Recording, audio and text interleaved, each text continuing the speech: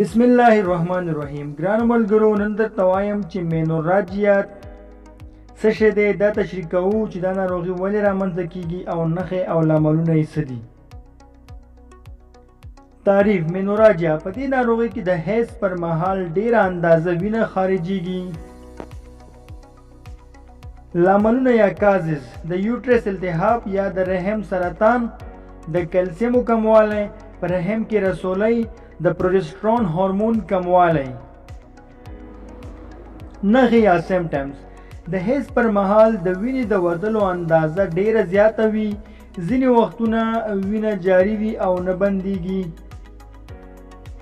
درملنه: ټابلیټ پریمولوټین یو ګولۍ 2 وخته یا 3 وخته، ټابلیټ میترجین 3 وخته او انجیکشن کیلشیم سینډوز یوه هره ورځ په سیرم کې باید واچول شي.